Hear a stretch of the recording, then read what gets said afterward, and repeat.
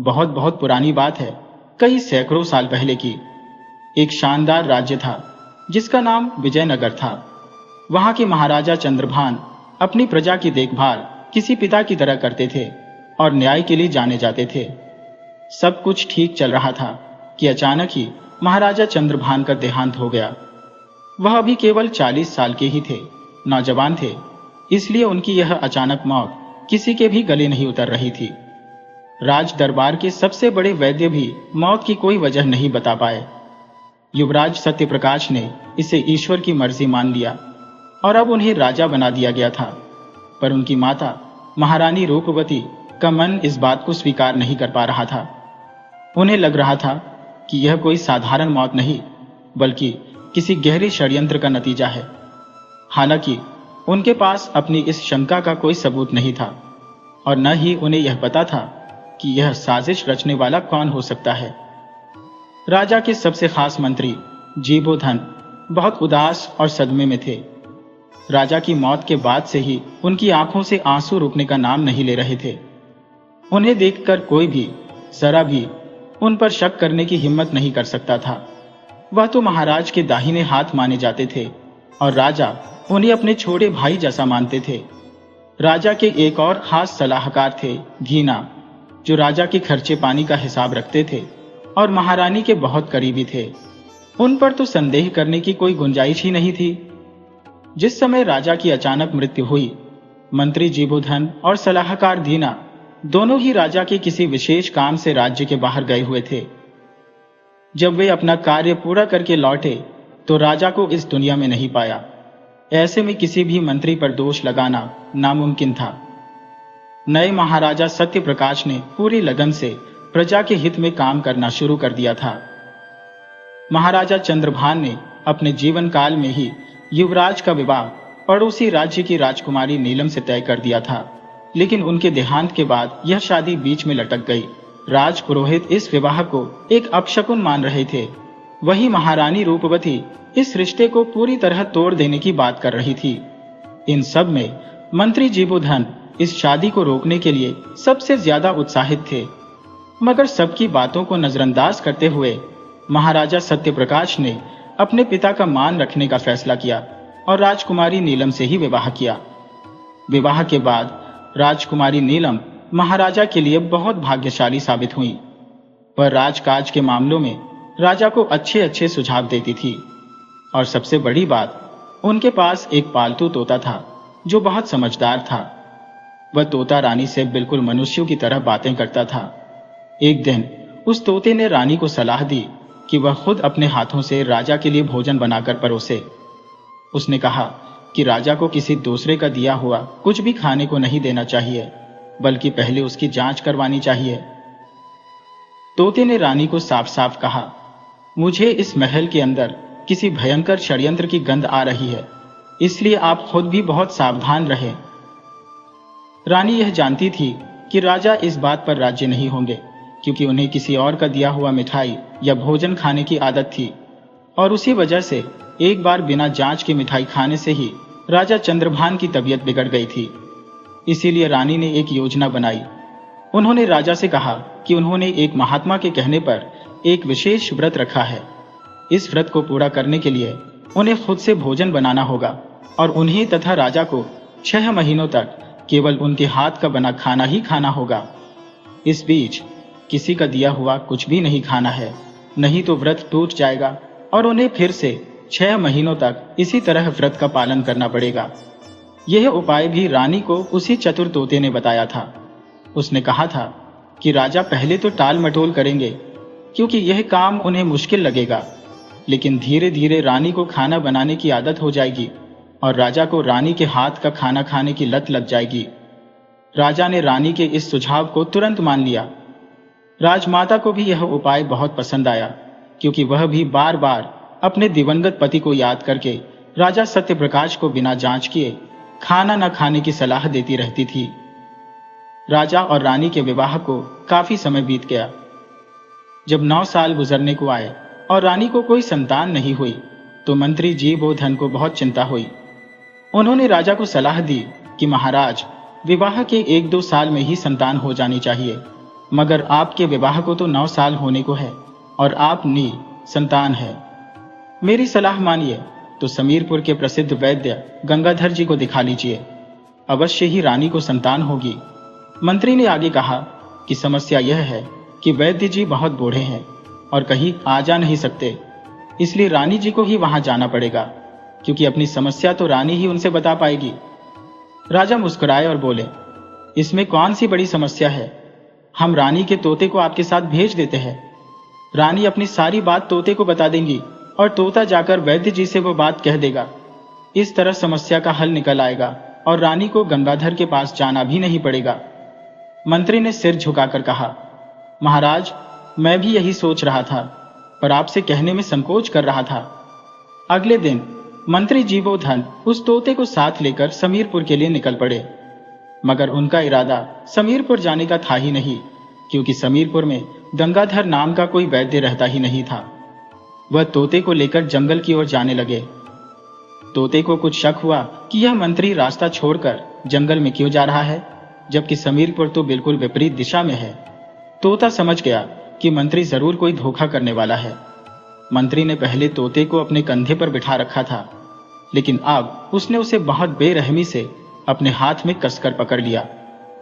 तोते ने मंत्री से विनती की, मंत्री जी, क्या आप मुझे थोड़ी देर के लिए आजाद कर सकते हैं? मुझे जंगल में फल खाए हुए बहुत दिन हो गए हैं। मैं एक फल खा लूं, फिर हम चल देंगे। मंत्री हंसकर बोला, साले, आज मैं तुझे ऐसा फल खिलाऊंगा कि तू फिर कभी उड़ने लायक नहीं बचेगा। तू बहुत रानी का वफादार रक्षक बनता है। तेरी ही बुद्धि के कारण रानी इतनी होशियार बनती जा रही है। तोते ने अपनी चतुराई दिखाई। मंत्री जी, आप यह क्या कह रहे हैं? मैं और होशियार? नहीं नहीं, ऐसा नहीं है। होशियार तो आप हैं, मैं तो एक साधारण सा तोता हूं। जो कोई भी मुझे पालेगा और भोजन देगा, मैं तो उसी का गुण गाऊंगा। अगर आप मुझे पाल लें तो मैं आज से आपका गुण गाऊंगा। मुझे कौन सा राजा बनना है कि मैं रानी का ही बनकर रहूं? आप चाहें तो मैं आज से आपके साथ चलूंगा और आपका ही गुणगान करूंगा। मंत्री ने अपनी मुट्ठी और कस ली। साले, तेरी गर्दन मेरी मुट्ठी में जकड़ी हुई है, फिर भी तू चतुराई दिखाने से बाज नहीं आ रहा। क्या तू मुझे मूर्ख समझता है? मैं अपने दुश्मन के कुत्ते बिल्लियों को भी नहीं छोड़ता। तुझे नहीं पता, राजा चंद्रभान को मैंने ही मारा था और सारे जासूस गुप्तचर पता लगाते रह गए, मगर आज तक मेरा कुछ भी नहीं बिगाड़ पाए। मैं अपने शातिर दिमाग का इस्तेमाल करता हूं और कोई ऐसा सबूत नहीं छोड़ता कि कोई मुझ पर शक भी कर सके। साले, तुझे मारूंगा और फिर जाकर रानी से कहूंगा कि तोते को उसकी तोती मिल गई थी और वह कमीना उसके साथ उड़ गया और मैं देखता रह गया। तोता अब भी हार नहीं माना। मंत्री जी, आप राजा रानी के साथ जो करना चाहे करें, मुझे उससे क्या लेना देना। इस राज्य का राजा चाहे सत्य प्रकाश रहे या आप जीवोधन, मेरी जिंदगी पर कोई असर नहीं पड़ेगा। मेरी स्त्री है, वह राजा से प्रेम करे या किसी और से, मेरा क्या जाता है। मुझे तो बस भोजन से मतलब है। आप नहीं चाहते कि मैं रानी के पास रहूं तो मैं नहीं रहूंगा। आप मुझे आजाद छोड़ दे। मैं आपसे वादा करता हूं कि मैं जंगल से वापस राजमहल नहीं जाऊंगा। मेरी भी इच्छा है कि आप राजा बन जाए और मैं अपनी आंखों से आपको राजा बनते देखूं। मंत्री ने फिर बोला, तू ठीक कहता है, मुझे तुझे जिंदा रखना है ताकि तू मुझे राजा बनता देख ले। तुझे मारूंगा नहीं, परंतु उड़ने लायक भी नहीं छोड़ूंगा। इतना कहकर मंत्री ने तोते के पंख बेरहमी से तोड़ दिए और उसे जंगल की झाड़ियों में फेंक दिया। फिर वह आगे जंगल के भीतर बढ़ गया। जंगल में वहां एक ग्वाला अपनी गायें चरा रहा था। वह उस समय एक पेड़ पर चढ़कर बैठा था और यह सारा तमाशा देख रहा था। उसने तोते और मंत्री की सारी बातें सुन ली थी। उसने मंत्री को तोते के पंख तोड़कर झाड़ी में फेंकते हुए भी देखा था। उसने जीवन में पहली बार एक बोलने वाला और मनुष्यों की तरह बात करने वाला तोता देखा था। मंत्री के चले जाने के बाद वह पेड़ से उतरा और उस झाड़ी के पास गया जहां घायल अवस्था में तोता पड़ा हुआ था। तोता अपने पास ग्वाला को देखकर बोला, भैया, थोड़ी सी मेरी मदद कर दो। उस निर्दयी मंत्री ने मुझे अधमरा करके छोड़ दिया है। उसने मेरे पंख तोड़ डाले हैं, मगर तुम चाहो तो मेरे पंख फिर से आ सकते हैं। मैं बिल्कुल ठीक हो सकता हूं, और वह भी सिर्फ 1 मिनट में। तुम इस झाड़ी की पत्तियों का रस निकालकर मेरे पंखों पर लगा दो, मैं फिर से ठीक हो जाऊंगा। ग्वाला बोला, मैं तुम्हारे लिए ऐसा क्यों करूं? तोते ने जवाब दिया, तुम मनुष्य हो, तुम सबसे शक्तिशाली हो। भगवान ने अपने बाद मनुष्य को ही बनाया है कि वह इस धरती के सभी जीवों की रक्षा करे, उन्हें भोजन दे। परंतु जन्म के बाद मनुष्य अपना कर्तव्य भूल जाता है और जीवों को ही मारकर खाने लगता है, उन्हें सताने लगता है। तुम मुझे एक दयालु पुरुष लग रहे हो, मुझ पर दया करो। इसके बदले तुम मुझसे जो कहोगे मैं वही करूंगा। आज से मैं तुम्हारा गुलाम रहूंगा। ग्वाला सीधा साधा था। वह बोला, ठीक है, मैं झाड़ी की पत्तियों का रस निकालकर तेरे पंख पर लगा देता हूं, परंतु तुम्हें मेरे ही पास रहना होगा। तुम मेरा साथ छोड़कर फिर कहीं नहीं जाओगे। तोते की जान मुश्किल में फंसी थी। वह किसी भी तरह पहले ठीक हो जाना चाहता था। उसने सोचा, जब जान सलामत है तभी यह जहान है, वरना सब कुछ बेकार है। तोते ने बात मान ली कि भाई, मैं कभी भी तुम्हारा साथ नहीं छोड़ूंगा। ग्वाला ने तुरंत झाड़ी की पत्तियों का रस निकाला और तोते के टूटे पंखों पर लगा दिया। 1 मिनट के अंदर तोता ठीक हो गया और उड़कर ग्वाला के कंधे पर बैठ गया। उसके बाद बोला, भैया, आज से आप मेरे मालिक हुए और मैं तुम्हारा गुलाम। परंतु तुम मेरा एक काम कर दो। ग्वाला बोला, साले, अभी 1 मिनट भी नहीं हुआ कि लगे मेरे को आदेश देने। तुम्हारी पूंछ इतनी जल्दी मोटी हो गई। तोते ने कहा, मालिक, मैं आपकी भलाई की बात कर रहा हूं। तुम अगर मेरी छोटी छोटी बातें मानोगे तो तुम्हें एक दिन राजा बना दूंगा। मुझे तुम साधारण तोता मत समझो। अभी तुमने देखा कि नहीं कि मेरे बताए उपाय से 1 मिनट में मेरे पंख ठीक हो गए। उसी तरह मैं बहुत सी दवाइयां जानता हूं। आपको अमीर बनाने का उपाय जानता हूं। शायद आपकी तो अभी शादी नहीं हुई है, तो आपके लिए पत्नी की व्यवस्था भी करा सकता हूं। ग्वाला सीधा साधा था। उसने कहा, तो साफ साफ क्यों नहीं कहते कि अब तुम मेरे मालिक हो और मैं तुम्हारा नौकर? चलो, तुम्हें मालिक बना लेता हो, क्योंकि तेरे मालिक बनने में भी मेरी ही भलाई है। लेकिन देखना, भला करते करते मेरा बुरा मत कर देना। तोता बोला, अरे नहीं भैया, आपने मेरी जान बचाई है और अब मेरा फर्ज है कि आपकी भलाई करते करते अगर मेरी जान भी चली जाए तो भी कोई गम नहीं। ग्वाला बोला, अब बताओ, मेरे लिए आगे क्या आदेश है? तब तोता बोला, भैया, उस मंत्री का छुप छुप कर पीछा करो, उसकी हर गतिविधि पर नजर रखो। मैं तुम्हारे साथ ही हूं, आगे क्या करना है बताऊंगा। ग्वाला तोते की बात मानकर मंत्री का पीछा करने लगा। मंत्री जंगल के काफी अंदर जा चुका था। ग्वाले को समझ नहीं आ रहा था कि मंत्री कहाँ गया होगा। जंगल के अंदर उसे क्या मिल सकता है? उसने तोते से पूछा, तोता, मुझे बताओ कि मंत्री किस उद्देश्य से जंगल के अंदर गया है? तब तोते ने बताया कि उसका असली मकसद तो मुझे भी ठीक से पता नहीं है, परंतु वह रानी के लिए पुत्र प्राप्ति की दवा लेने निकला था। ग्वाला अचंभित हुआ। उसने तो तोते से पूछा ही नहीं था कि वह इससे पहले कहाँ रहता था।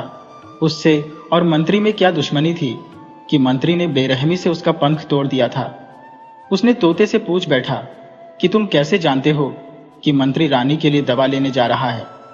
तोता बोला, भाई, ये वक्त अभी बात करने और बताने का नहीं है। मैं तुम्हें सब कुछ बता दूंगा, परंतु अभी मंत्री का पीछा करो। ग्वाला समझ गया कि मंत्री जंगल में रह रहे बूढ़े वैद्य जुमरा के पास गया है। वह औषधियों की नई नई खोज के लिए जंगल के अंदर ही अपनी बेटी प्रभा के साथ रहते हैं। उनकी बेटी प्रभा अब सयानी हो चली है। ग्वाला अपनी गायों के लिए कई बार औषधि लेने उनके पास गया था। गांव के ज्यादातर लोग वैद्य जी के पास दवा लेने जाते रहते हैं। वह बहुत कम कीमत में दवा देते हैं और उनकी दवा जादू की तरह काम करती है। ग्वाला सीधे वैद्य जी के घर की तरफ चल दिया। घर क्या था, एक फूस की बड़ी झोपड़ी थी, उसी में वह रहते थे। ग्वाला वैद्य जी के घर के ठीक पीछे जाकर खड़ा हो गया। घर के अंदर मंत्री जीबो, धन और वैद्य जुमरा मौजूद थे। थोड़ी दूर पर उनकी बेटी प्रभा भी खड़ी थी। मंत्री बात तो वैद्य से कर रहा था, परंतु उसकी नजर जुमरा की बेटी प्रभा पर थी। वह बहुत बुरी नजर से प्रभा को देख रहा था। उसकी कातिल नजर को प्रभा समझ रही थी कि इस मंत्री की नीयत ठीक नहीं है। यह देखकर वैद्य भी बहुत डर गए थे। मंत्री वैद्य से रानी के लिए दवा की बात कर रहा था। वह बोला, वैद्य जी, आप रानी को ऐसी दवा दो कि वह हमेशा के लिए बांझ बन जाए, उसे कभी पुत्र न हो। वैद्य बोला, मंत्री जी, भला मैं ऐसा कैसे कर सकता हूं? मेरा काम लोगों का भला करना है। मैं कभी किसी को गलत दवा नहीं दे सकता और आप महारानी को गलत दवा देने की बात करते हो। क्यों मुझे फांसी पर चढ़वाने पर तुले हो? मंत्री ने गुस्से से कहा, देखो वैद्य, जो मैं कहता हूं उतना ही करो। ज्यादा टेंटे मत करो, वरना तुम्हारी इस खूबसूरत लड़की को उठवा ले जाऊंगा। और तुम जानते हो मैं इसकी आरती उतारने के लिए नहीं ले जाऊंगा। तुम खुद समझदार हो। मैं जो कह रहा हूं वह करते जाओ और मेरी साजिश में शामिल हो जाओ। आज नहीं तो कल इस राज्य का राजा मुझे ही बनना है। उसके बाद तुम्हारी बेटी को रानी बना लूंगा। वैद्य मंत्री की बात सुनकर बहुत डर गए और मंत्री को तुरंत एक दवा दे दी। वह मंत्री से बोले, आपको हर हफ्ते यह दवा ले जाकर रानी को देना होगा। 3 माह के सेवन के बाद रानी फिर कभी मां नहीं बन सकेगी। मंत्री ने वैद्य को 500 स्वर्ण मुद्राएं दी।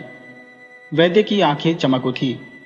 मंत्री के चले जाने पर वैद्य ने अपनी बेटी से कहा, बेटी, मैं झूठी मंत्री से डर रहा था।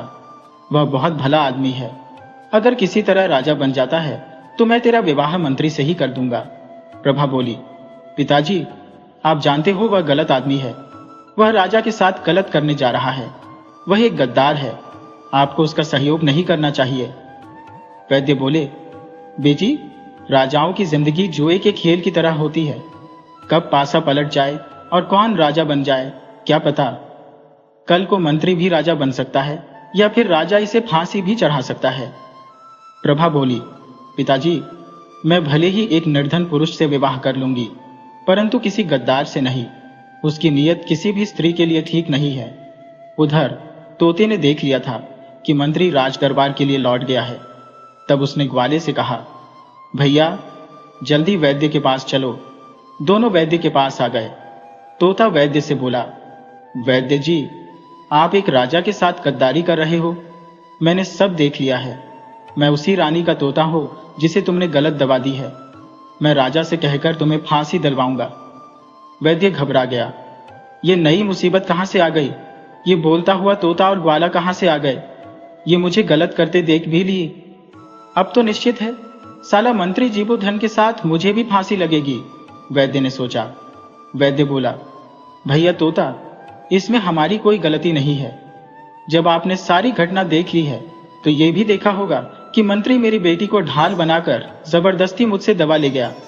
तुम मेरी मजबूरी समझो और मुझे बचा लो। तोता बोला, तुम्हारा अपराध राजद्रोह का है। तुम्हें फांसी लगना तय है। तुम्हें कोई नहीं बचा सकता। हाँ, यदि तुम्हारी बेटी चाहे तो तुम्हें बचा सकती है। यदि वह हमारे मित्र इस ग्वाले से विवाह करने को अभी राजी हो जाती है तो मैं तुम्हें बचा लूंगा। और बचा ही नहीं लूंगा, तुम्हें राज दरबार का राज वैद्य भी बनवा दूंगा।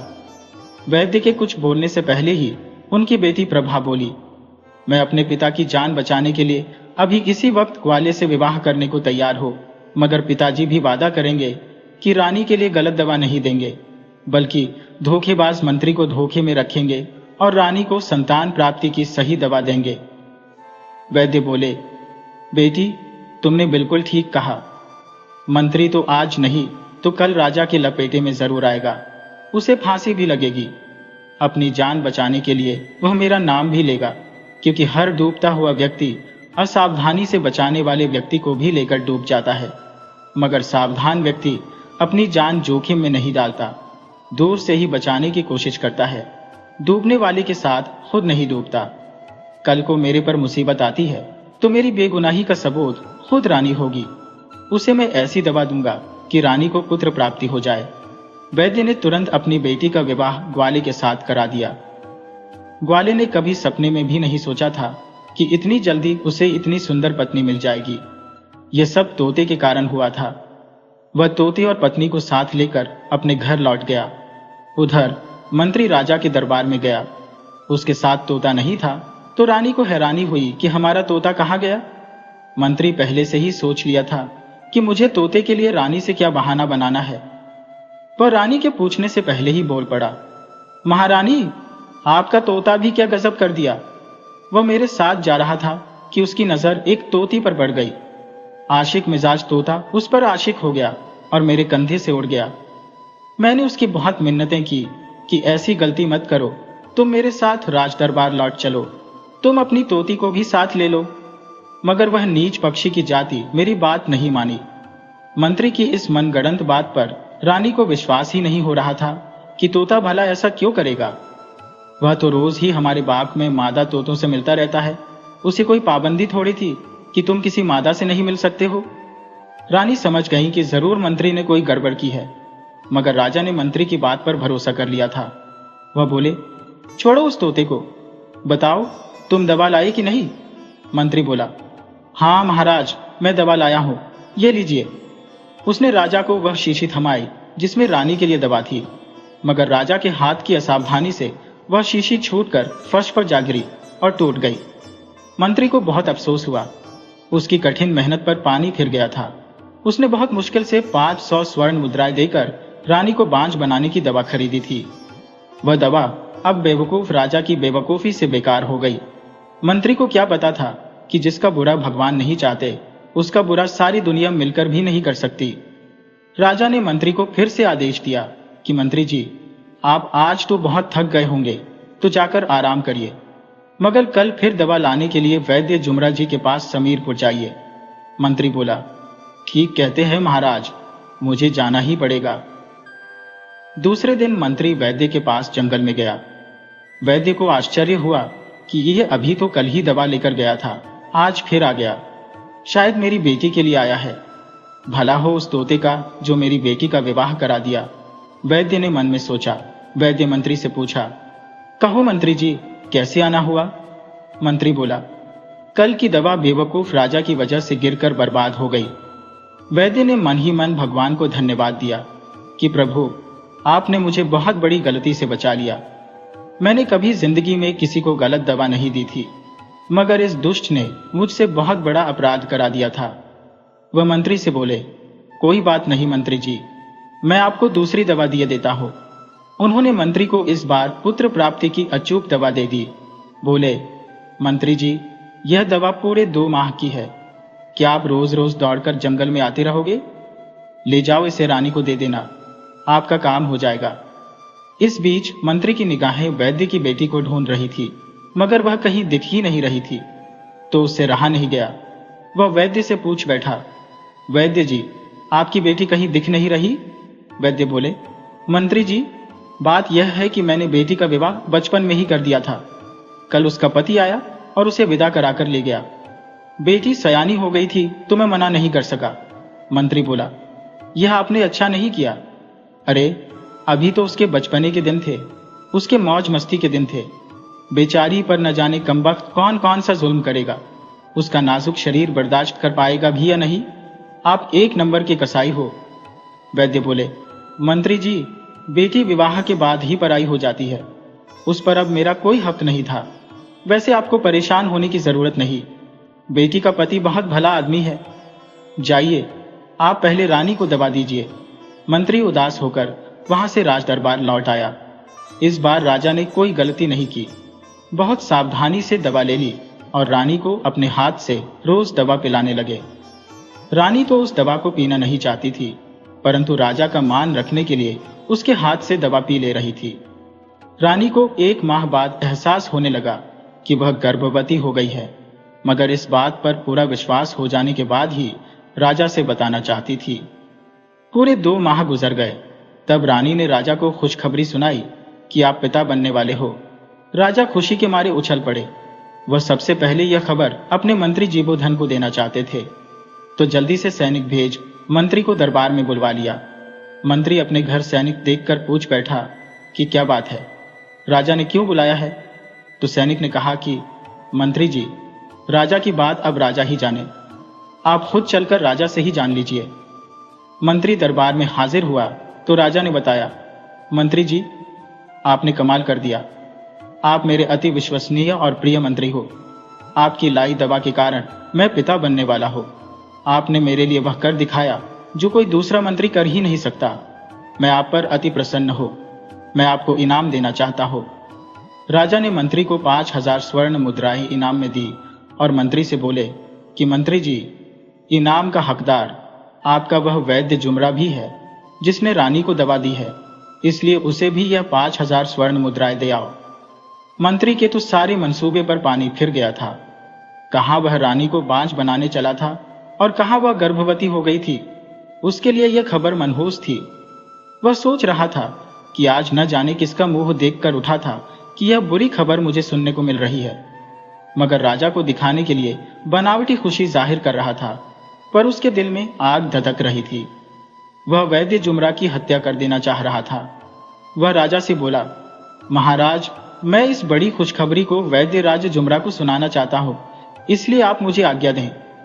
राजा बोला, मंत्री जी, आपको आज्ञा है, आप जा सकते हैं।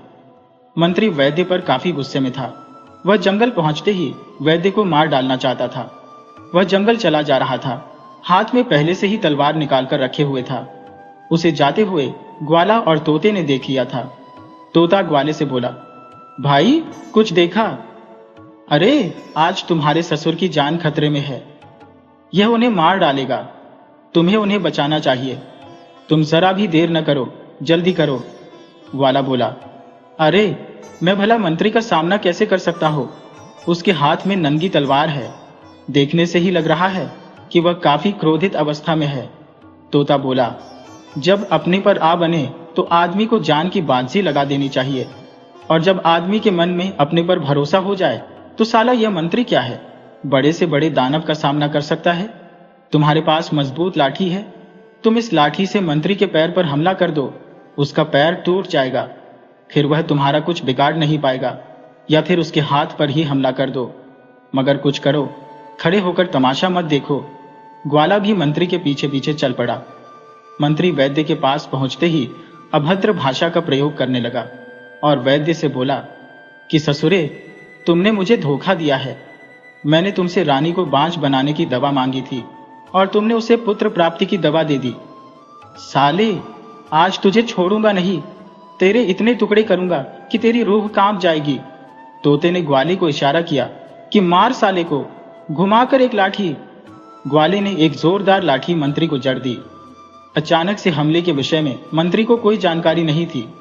उसने नहीं देखा था कि उसका कोई पीछा भी कर रहा है। मंत्री गिर पड़ा, तलवार दूर जा गिरी। ग्वाले ने ऊपर से और 4-5 लाठियां जड़ दी। मंत्री की सारी हेकड़ी निकल गई। वह जान बचाने की दुहाई देने लगा, मगर ग्वाले ने उसकी जबरदस्त पिटाई कर दी। उसके बाद चेतावनी देकर छोड़ा कि यदि जंगल में कभी दिख गया तो इस बार मार ही डालूंगा। मंत्री किसी तरह जान बचाकर भागा। उसका एक हाथ टूट चुका था।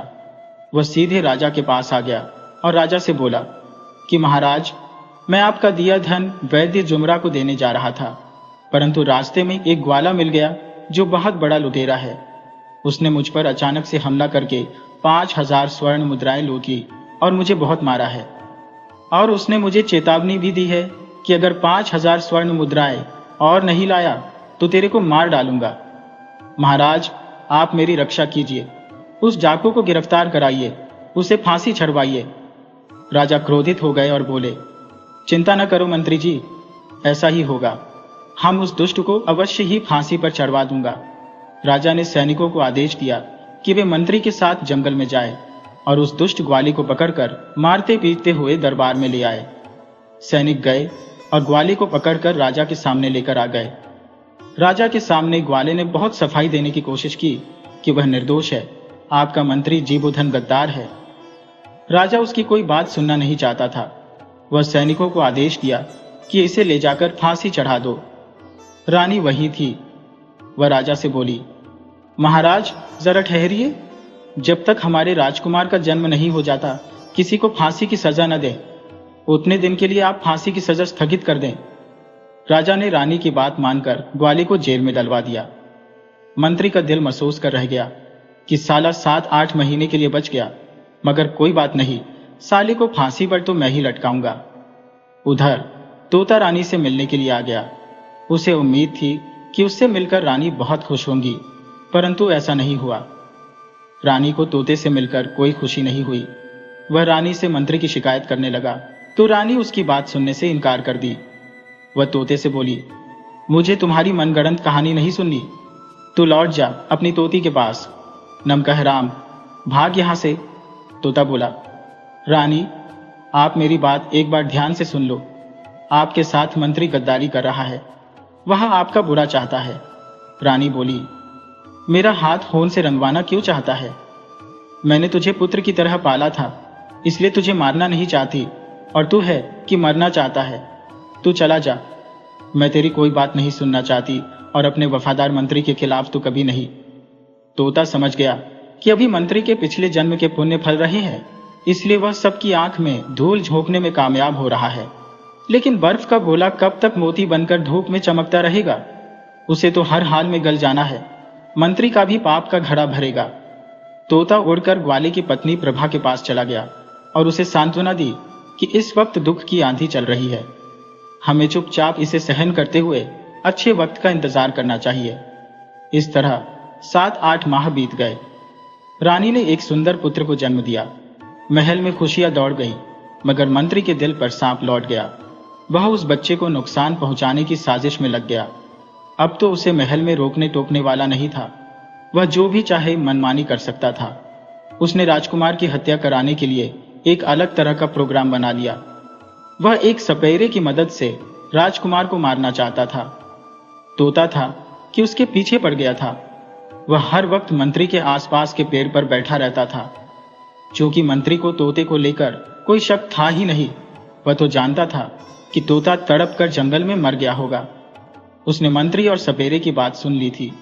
वह फिर से रानी के पास आया और रानी से बताया कि रानी, अपने बच्चे को लेकर सावधान रहो। मैंने मंत्री और सपेरे की बात सुनी है।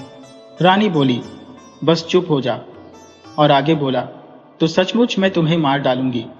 तुम्हें मैंने मना किया है कि मेरे पास मत आया कर और मंत्री के खिलाफ जरमत उगलाकर। तोता ने देख लिया कि मेरी बात रानी नहीं सुनने वाली, तो वह रानी की खास दासी विमलवती के पास गया। विमलवती राजा की भी खास थी। राजा के उससे अंतरंग संबंध थे। रानी के बाद राजा किसी से प्यार करता था तो वह उसकी दासी विमलवती थी। वह दासी के पास गया और उससे कुछ कहना चाहा, तो दासी तोते की बात सुनने को तैयार हो गई। उसने सपेरे और मंत्री की बात दासी से बताई और यह भी बताया कि कल रात में मंत्री गुप्त दरवाजे से सपेरे को लेकर रानी के कक्ष में आएगा। सपेरा जहरीला सांप राजकुमार के पास छोड़ देगा। वह सांप राजकुमार को डस लेगा और राजकुमार मर जाएगा। आप चाहो तो राजकुमार को बचा सकती हो। इसके बदले राजा तुम्हें रानी बना सकता है। तुम वैसे भी राजा की प्रिय हो। राजा को कोई बहाना नहीं मिल रहा कि तुम्हें रानी बना ले। बस यही एक रास्ता है, तुम राजा का दिल जीत सकती हो। तोते की बात दासी को समझ में आ गई थी। वह दूसरे दिन रात के समय राजा के पास गई और राजा से बोली, महाराज, मैं आपको कुछ दिखाना चाहती हूँ।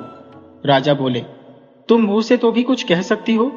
दासी बोली, मैं कुछ कहना नहीं चाहती, सिर्फ दिखाना चाहती हूँ। आप मेरे साथ आओ। वह राजा को लेकर गुप्त दरवाजे के पास छुप गई। राजा को समझ ही नहीं आ रहा था कि यह क्या हो रहा है, दासी को क्या हो गया है, यह क्या दिखाना चाहती है। वह दासी के साथ छुप कर देखता रहा। थोड़ी देर में राजा ने देखा कि मंत्री जीबोधन एक सपेरा लेकर महल में आ रहा है। वह नजरें बचाकर चोर जैसा चौकन्ना है। वह पैर दबाते हुए रानी के कक्ष तक जब पहुंचा है, सपेरा एक सांप निकालकर रानी के कक्ष में नन्हे राजकुमार के ऊपर उछाल दिया है और सपेरे के साथ मंत्री भागने लगा है। राजा दौड़कर मंत्री को पकड़ लिया और दासी ने खंजर के बल पर सपेरे को पकड़ लिया। राजा के बोते ही सैनिक मंत्री और सपेरे को पकड़ लिए। उधर रानी चिल्लाने लगी कि कोई है, मेरे बेटे को बचाओ, सांप ने डस लिया है। तोता वैद्यराज जुमरा को पहले ही राजा के बाग में ठहरा दिया था। महल में भगदड़ मच गई थी। सभी रानी के कक्ष की तरफ भागे जा रहे थे, मगर किसी को सूझ नहीं रहा था कि अब क्या करें, नन्हे राजकुमार को कैसे बचाए। तोता उड़ता हुआ रानी के पास आया और बोला, महारानी, घबराओ नहीं, राजकुमार को कुछ नहीं होगा, राजकुमार को हम बचा लेंगे। वह जल्दी से वैद्य को रानी के पास बुला लाया। वैद्य ने राजकुमार को कोई दवा पिला दी और बोला, राजकुमार को कुछ नहीं होगा। तोता ने रानी से बताया कि महारानी, इसी वैद्य राज के कारण आपको संतान हुई है। तोता ने शुरू से अंत तक राजा और रानी से मंत्री के कारनामे कह सुनाए। तोता ने बताया कि ग्वाला बिल्कुल निर्दोष है। वैद्य राज को दिया जाने वाला इनाम तो खुद मंत्री के घर में पड़ा हुआ है। ग्वाला तो खुद ही वैद्य राज का दामाद है, तो वह भला चोरी कैसे करेगा। राजा के पिता चंद्रभान का हत्यारा भी जीबोधन ही है। राजा उससे मारपीट कर पूछ सकते हैं। राजा ने जब मंत्री को यातना देने की बात की तो वह सारा गुनाह कबूल कर लिया। मंत्री ने बताया कि वह राजा रानी को विश्वास में लेकर उनकी भी हत्या करना चाहता था, मगर उसने तोते को जिंदा छोड़कर बहुत बड़ी गलती कर दी। तोते की वजह से मैं अपनी चाल में कामयाब नहीं हुआ। तोता ने ही हर जगह मेरी जासूसी की और दासी ने तोते की मदद की। राजा ने मंत्री को शूली पर चढ़ा दिया। उसने सपेरे को भी फांसी चढ़ा दिया। वह तोते से बोले, मुझे क्षमा करना, मैं मंत्री की बातों में आ गया था। खुद से ज्यादा सावधान रहने वाली रानी भी मंत्री पर विश्वास करने लगी थी। तोते से राजा बोले, बताओ तेरे उपकार का बदला मैं किस तरह चुकाऊं? तोता बोला, महाराज, आप पहले ग्वाली को आजाद करा दें, उसके बाद उसे राज्य का मंत्री बना दें। हमारे वैद्य जी को आप राजवैद्य बना दें तथा दासी विमलवती को आप अपनी छोटी रानी बना लें। राजा बोला, हाँ हाँ, ऐसा ही होगा। मैं ग्वाली को मंत्री बनाता हूँ, वैद्य जी राजवैद्य होंगे तथा विमलवती आज से मेरी छोटी रानी होगी। इस तरह तोते की मदद से राजा सत्यप्रकाश राज करने लगे। जीवन में बाहरी दिखावा अक्सर धोखे का पर्दा होता है और वफादारी केवल इंसानों तक ही सीमित नहीं होती। विश्वास करने से पहले हमें अपनी बुद्धि का उपयोग करना चाहिए और हमेशा सच का साथ देना चाहिए, चाहे वह कितना भी छोटा क्यों ना हो।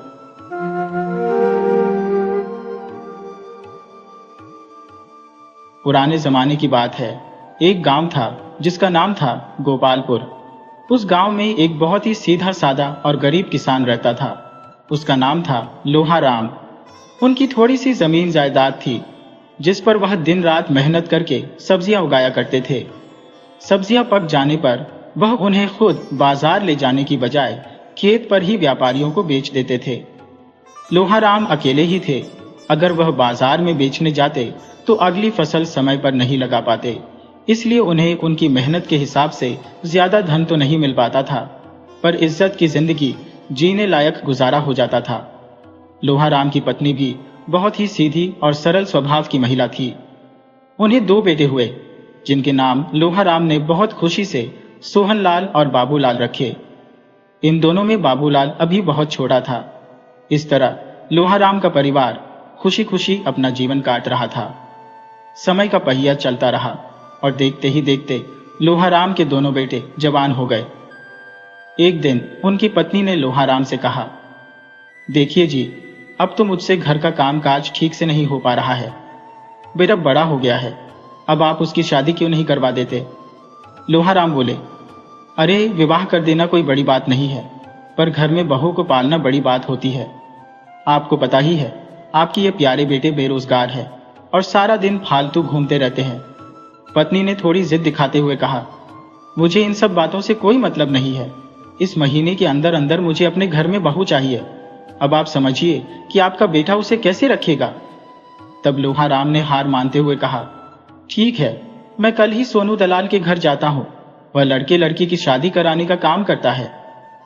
अगले दिन लोहाराम सोनू दलाल के दरवाजे पर पहुंचे और अपनी सारी बात विस्तार से बताई। सोनू दलाल ने सुनते ही कहा, लोहा जी, एक बहुत ही सुंदर और सभ्य परिवार है, कहिए तो उनसे बात चलाऊं? लोहाराम तुरंत बोले, भैया नेकी और पूछ पूछ, आप बात चलाइए नहीं, बल्कि हमारी तरफ से तो शादी पक्की समझिए। इस तरह लोहाराम ने अपने बड़े बेटे सोहनलाल का विवाह भी करवा दिया। लोहाराम का परिवार तो बढ़ गया और घर में एक नई बहू आ गई, मगर अफसोस आमदनी का जरिया बिल्कुल नहीं बढ़ा। शादी में जो नेक और उपहार मिले थे उनसे तो कुछ दिन गुजारा चल गया, लेकिन थोड़े ही दिनों बाद वह सारे पैसे खत्म हो गए और फिर से खर्चों की तंगी होने लगी। सबसे बड़ी बात यह थी कि उनकी बहू बहुत खर्चीली थी। वह अमीर बाप की बेटी थी, लेकिन उसका विवाह एक गरीब किसान के घर हो गया था। कुछ दिन तो वह शांत रही। धीरे धीरे पति सोहनलाल के साथ रहने से वह पूरी तरह घुल मिल गई और फिर उस पर अपना प्रभाव दिखाने लगी। अब उसे सजने संवरने का सामान और नए नए व्यंजन खाने को चाहिए थे। इतना ही नहीं, उसे हफ्ते में एक बार किसी बड़ी बाजार की सैर और वहां खरीदारी के लिए पैसे भी चाहिए थे। पति सोहनलाल के पास ये सब उपलब्ध नहीं था। वह शादी के बाद अपने पिता के साथ खेत में काम तो करता था, पर सब्जी बेचने से जो पैसे आते थे वह पिता के पास ही रहते थे। पैसे की जरूरत पड़ने पर वह खुद ही पिता से मांगता था। वह खुद ही अपने पिता पर आश्रित था, तो अपनी पत्नी की ये बड़ी बड़ी मांगें कैसे पूरी कर पाता। उसने अपनी पत्नी से कहा, देखो यह कोई शहर नहीं है और ऊपर से हम गरीब लोग हैं। दिन भर खेतों में मेहनत करने के बाद बस घर का राशन खर्च ही जुट पाता है। तुम्हें चाहिए कि अब तुम अपने ये फालतू के खर्चे और घूमने के इरादे बदल दो। तब उसकी पत्नी गुस्से में बोली, देखो यदि तुम मेरी यह छोटी मोटी मांगे पूरी नहीं कर सकते तो तुम मेरी बड़ी मांगे कैसे पूरी करोगे? अभी तो हमें बहुत सारे गहने बनवाने हैं। मेरी मुंह दिखाई भी तो तुमने अभी तक नहीं दी है। पत्नी की बातें सुनकर सोहन लाल की तो जैसे धोती ही ढीली होने लगी। उसने बस इतना ही सुन रखा था कि एक बिगड़ैल पत्नी को पालना एक संग की पागल पालने के बराबर होता है। उनका नखरा हमेशा नाक पर ही रहता है और वह जहरीली नागिन की तरह हमेशा नागमणि उगलती रहती है। आज सोहनलाल को पूरी तरह यह एहसास हो गया था कि जो सुनी हुई बात थी वह मेरे सिर पर आ पड़ी है। एक बिगड़ैल पत्नी कैसी होती है ये उसे पता चल चुका था। सोहनलाल ने अपनी बात को मक्खन लगाते हुए पत्नी से कहा, देखो तुम हमारी प्यारी पत्नी हो और हम तुमसे बहुत प्यार करते हैं, इसीलिए पहले घर के हालात को समझो। समय के अनुसार वक्त सबका सुधर जाता है। जब हमारा अच्छा वक्त आएगा तब हम तुम्हारी हर मांग पूरी कर देंगे। स्त्री ने तपाक से कहा, क्या तुमने मुझे पागल समझ रखा है? अरे सभी की पत्नी अपने पति के लिए प्यारी होती है, सभी अपनी पत्नी से प्यार करते हैं। तुम मुझसे प्यार करके कोई एहसान नहीं कर रहे हो। मैं तो तुम्हारी काम वासना हर रात शांत करती हो। अपने काम वासना के कारण तुम मुझसे प्यार करोगे ही। अब इसमें तुम कौन सा नया तीर चला रहे हो? तुम मुझसे प्यार करते हो तो यह कोई एहसान नहीं है, बल्कि मैं प्यार के काबिल हो। मैं भी तुमसे प्यार करती थी, पर तुम्हारी औकात प्यार के लायक नहीं है। तुम तो किसी के पालतू कुत्ते बनने के लायक हो।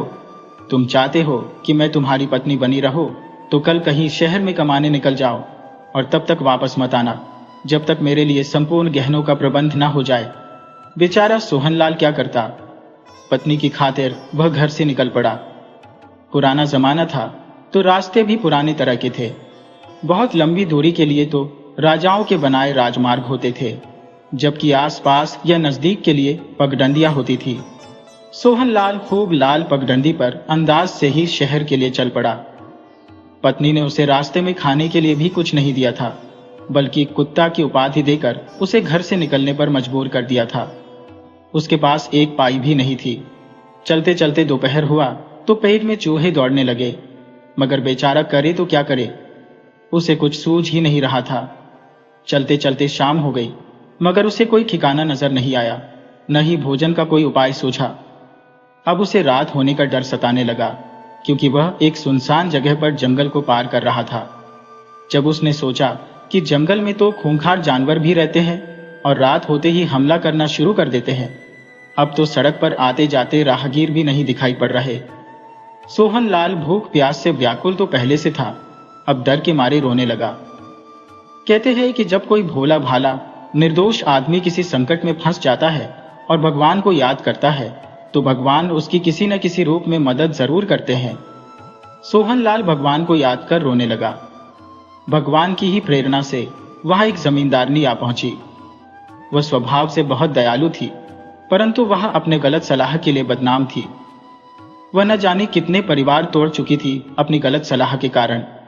उसने जब सुनसान जगह पर एक नौजवान को रोते देखा तो अपने नौकर से बोली, उस लड़के को मेरे पास बुलाओ। नौकर ने आवाज दी। सोहनलाल डरते डरते वहां पहुंचा। जमींदारनी बोली, बेटा रो क्यों रहे हो, तुम्हें क्या तकलीफ है?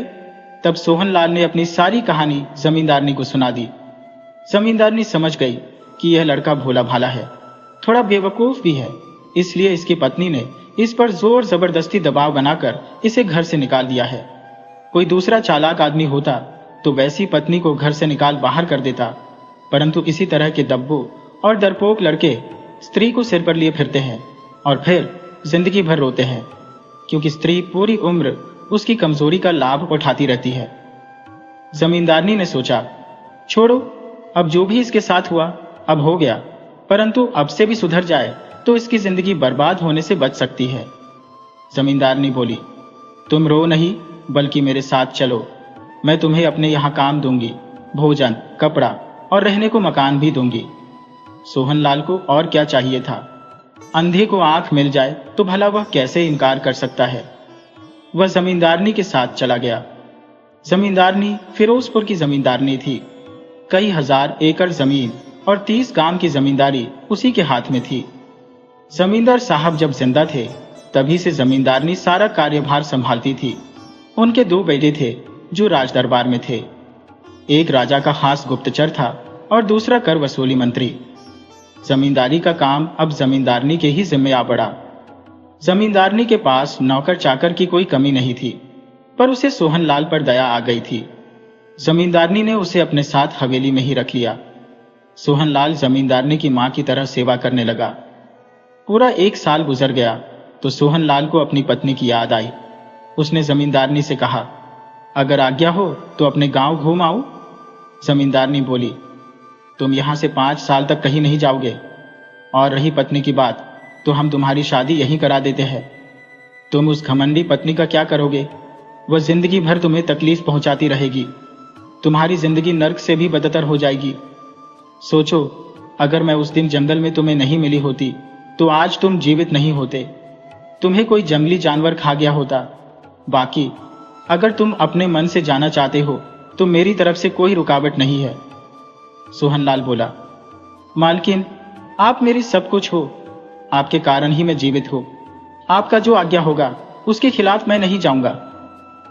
जमींदारनी सोहनलाल से बोली, हमारे घर का जो खाना बनाती है उसे हमने बचपन से एक बेटी की तरह पाला है।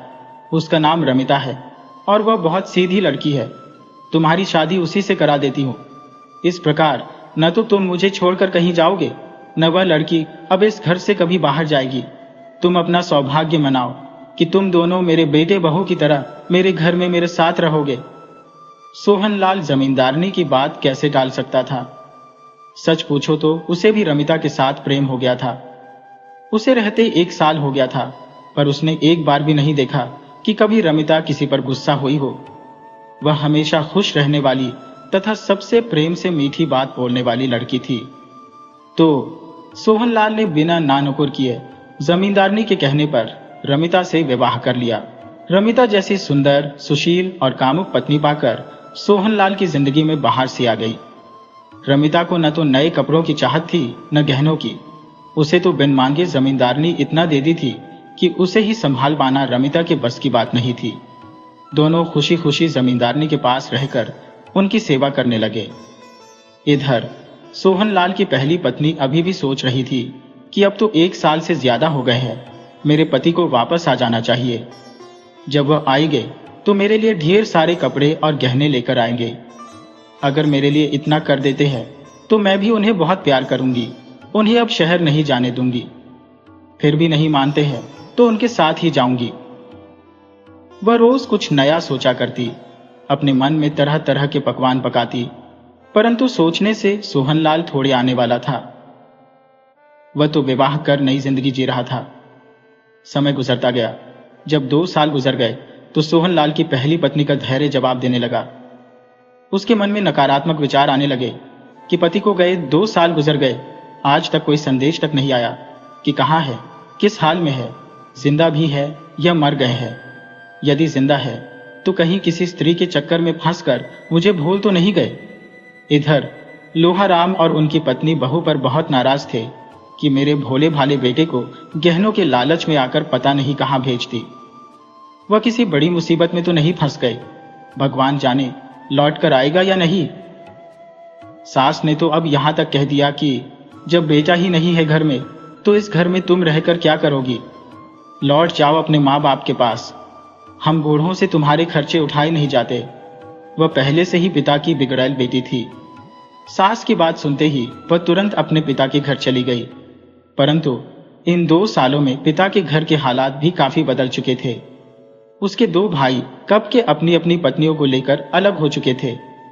एक भाई के जिम्मे उसके पिता आ गए थे और दूसरे ने अपनी मां को अपने पास रख लिया था। मगर दोनों भाइयों की पत्नियों में ऐसी दुश्मनी हो चली थी कि वह खुद तो आपस में बात नहीं करती थी और उन्होंने सास ससुर पर पाबंदी लगा दी थी कि आप दोनों कभी एक दूसरे से बात नहीं कर सकते। संयोग से उन दोनों की ननद पहुंच गई। वह पहले बड़े भाई के पास गई तो भौजाई ने उसे सुना दिया कि मेरे पास आई हो तो छोटी के पास मत जाना। तो ननद बोली, भाभी, झगड़े तुम दोनों में है, हमसे तो तुम दोनों से कोई झगड़ा है ही नहीं। और फिर माँ छोटे के पास रहती है तो माँ से तो मिलूंगी ही। तब भाभी बोली, अब तुम फैसला कर लो कि छोटे के घर रहोगी या मेरे घर।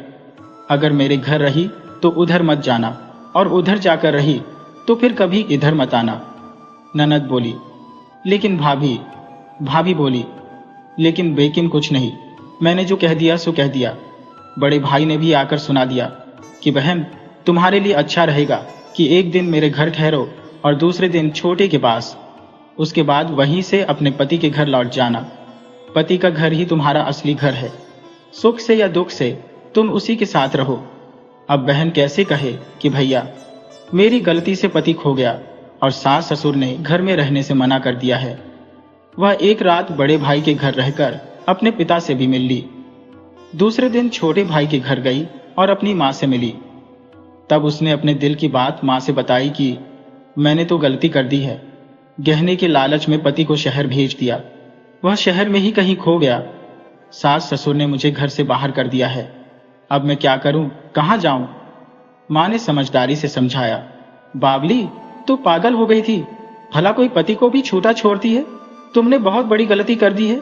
पति एक बंधे हुए भैंसे की तरह होता है, जब तक पत्नी बांध कर रखती है तब तक तो ठीक है, जहां छूटा छोड़ा इधर उधर मोह मारने लगते हैं। अवश्य ही तुम्हारा पति किसी स्त्री को फंसा लिया है या खुद फंस गया है, अब वह नहीं आने वाला। माँ की बात सुनते ही बेटी घबरा गई।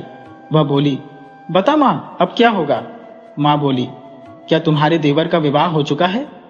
बेटी बोली, नहीं, अभी नहीं हुआ है, परंतु बूढ़ा बूढ़ी जल्दी से उसका विवाह कर देना चाहते हैं। माँ बोली, पगली अब तू देर मत कर, उसे किसी भी तरह अपने बस में कर, वही तेरी जिंदगी को पार लगा सकता है। उसे प्यार से पेश आ, उसे खूब प्यार दे, उससे मीठी मीठी बातें कर, उसे दुनिया दिखा दे, उसे दुनियादारी सिखा दे, बस वह तेरी होकर रह जाएगा। पुरुष को प्यार मिले तो वह किसी के भी हो सकते हैं, और प्यार न मिलने पर परम सुंदरी को भी ठुकरा सकते हैं। अब तू जा, अब देर मत कर।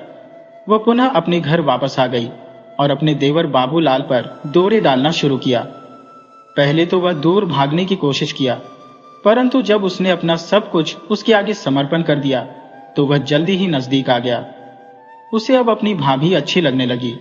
वह रोज रात को उसके कमरे में चला जाता और हमबिस्तर होता और सुबह होने से पहले अपने कमरे में आ सो जाता। यह सिलसिला 1 माह तक चला। एक दिन बाबूलाल अपनी काम वासना की चरम सीमा पर था। वह भाभी के कमरे जाकर उसके साथ संबंध बनाने का दबाव डालने लगा। स्त्री बोली, बहुत हुआ यह खेल, अब आपको मेरे साथ सोने के लिए मुझसे शादी करनी पड़ेगी। आप अपने पिता से बात करके मुझसे विवाह कर लीजिए, इससे हमें कुछ छुपाना नहीं पड़ेगा। मैं हमेशा आपकी बाहों में रहूंगी, किसी का डर भय नहीं रहेगा। बाबूलाल बोला, ठीक है, मैं पिताजी से बात करूंगा, परंतु उन्हें मेरी शादी की बात तो चलाने दो। मैं तुमसे ही शादी करूंगा। अभी फिलहाल मैं अपने नियंत्रण से बाहर हूं, मुझे शांत करो। वह दोनों अपनी काम वासना रात भर मिटाते रहे। अगले दिन सोनू दलाल आया। लोहाराम ने बाबूलाल के विवाह की बात चलाई तो बाबूलाल ने इनकार कर दिया।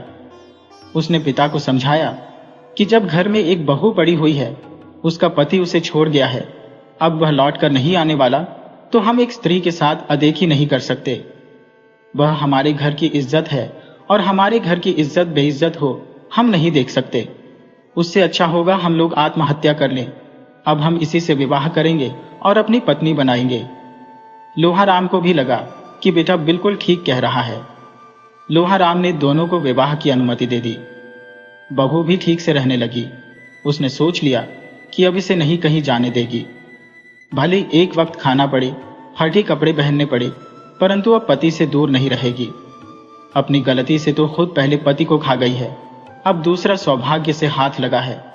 वरना अविवाहित स्त्री दोबारा विवाह करे तो उसे कोई बूढ़ा ही मिलता है, नए तो उसकी तरफ देखते ही नहीं।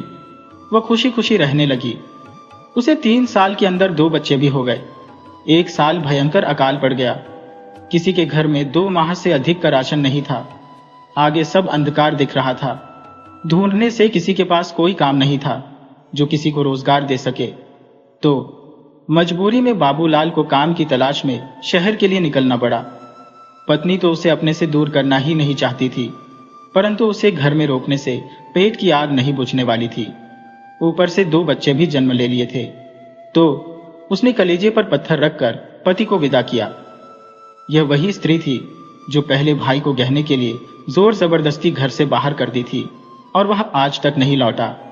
और आज वही स्त्री अपने पति को आंखों से ओझल होने देना नहीं चाहती थी।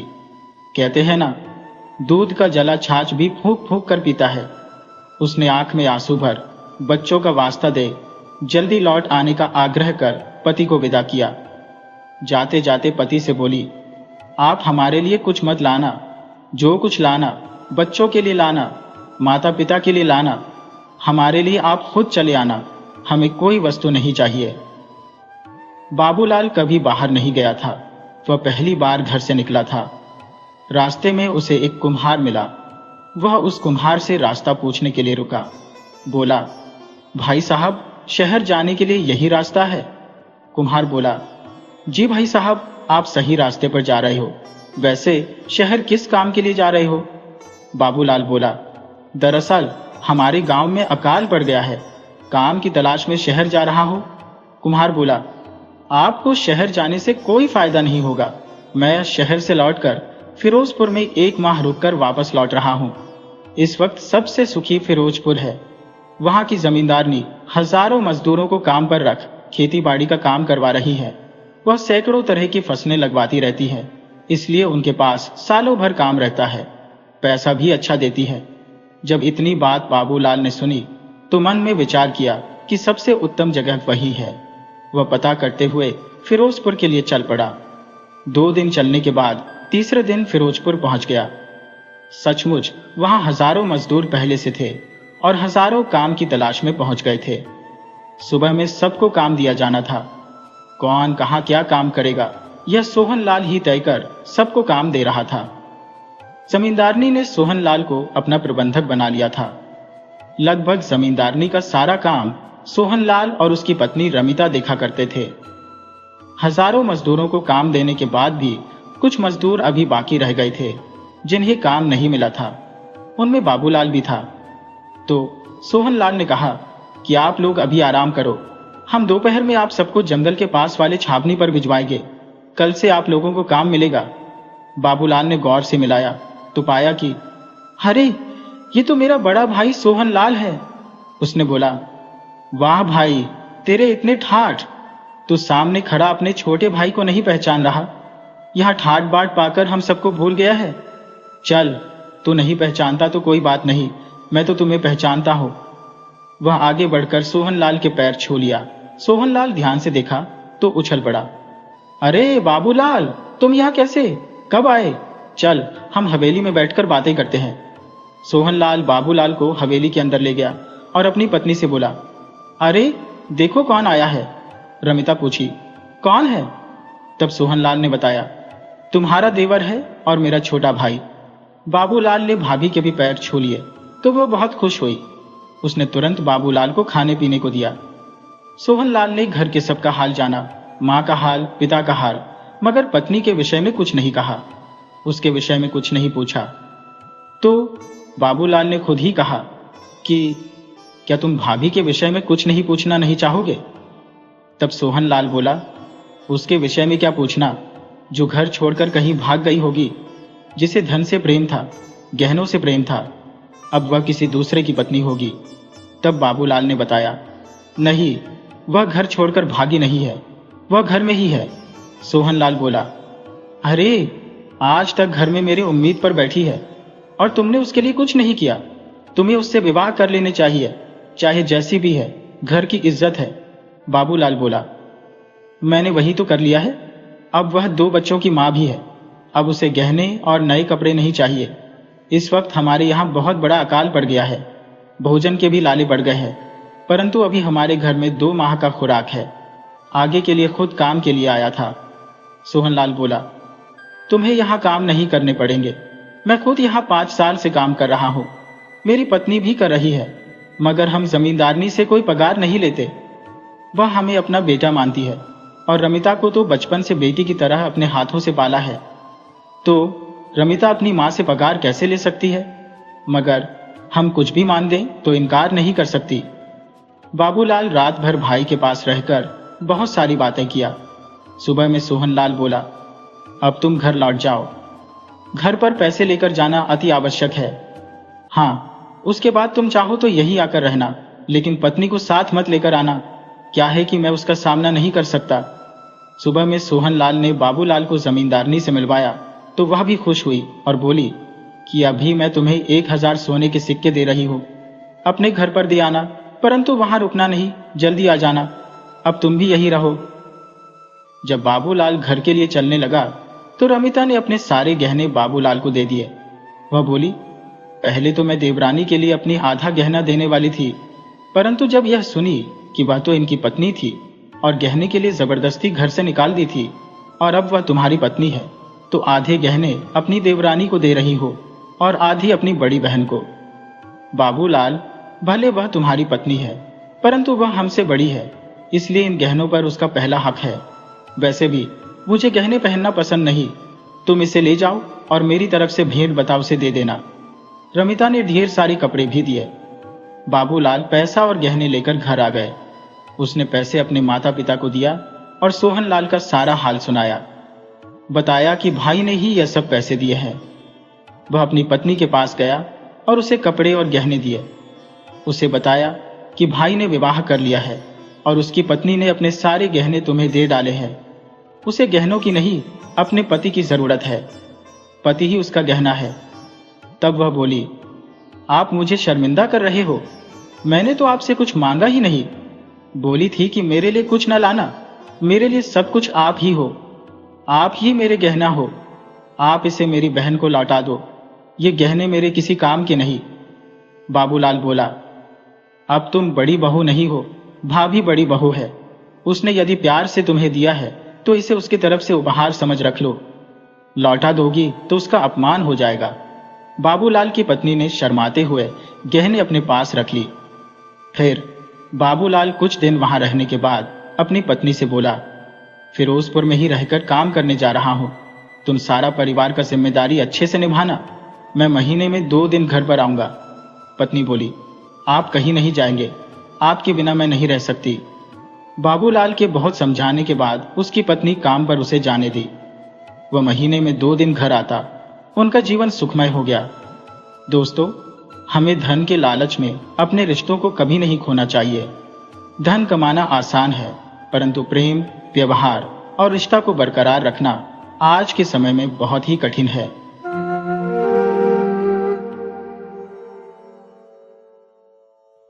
यह कहानी हजरत इब्राहिम बिन अदम की है, जिनका नाम तारीफ के पन्नों में बहुत इज्जत से दर्ज है। आइए कहानी शुरू करते हैं।